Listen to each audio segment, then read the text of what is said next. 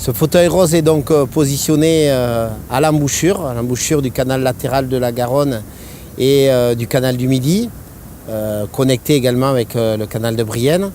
C'est un lieu symbole pour le Stade Toulousain puisque le premier président du Stade Toulousain, Ernest Vallon, a choisi avec certains notables toulousains d'acheter un terrain à quelques encablures d'ici qui a permis au Stade Toulousain de trouver place dans la cité et de jouer ses premiers matchs de façon sédentaire sur le premier stade qui s'appelait le Stade des Ponts-Jumeaux.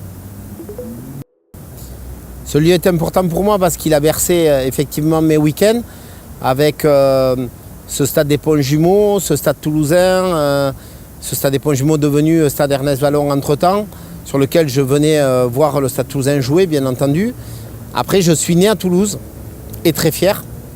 J'ai fait toutes mes études et ma scolarité à Toulouse, dans un quartier, l'école Matabio, l'école Bayard, le collège des Chalets, le lycée Saint-Cernin, la fac de sciences sociales et Subdeco. Ça m'a permis de rester dans un même périmètre avec le quartier chaud de la gare, la rue des Chalets et son quartier un peu plus paisible, Saint-Cernin, chargé d'histoire et de beauté avant toute chose.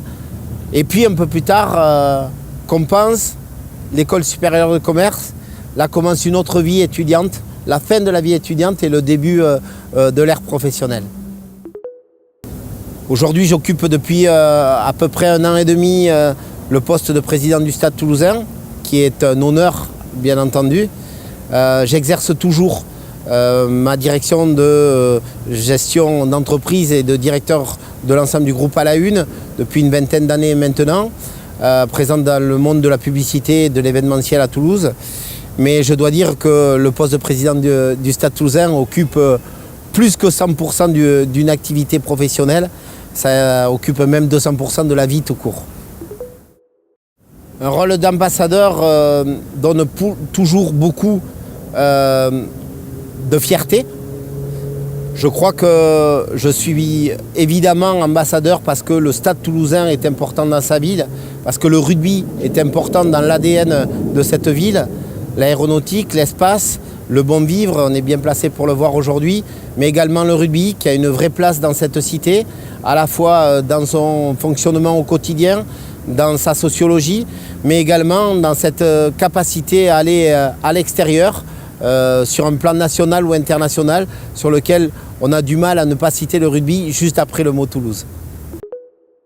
Être président du Stade Toulousain, c'est s'inscrire dans son histoire. Le Stade Toulousain a toujours été dans l'innovation.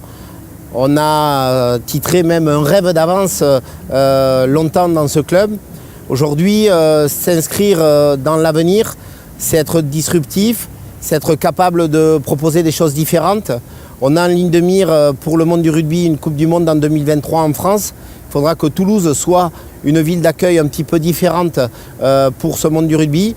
Nous pensons construire, et il faut faire vite maintenant parce qu'il ne nous reste que 4 ans, une cité du rugby qui saura présenter l'ensemble des activités qui existent autour du rugby, son histoire, mais également sa pratique, tant au 13 comme à 15, avec toutes les différences qui existent dans ce joli sport.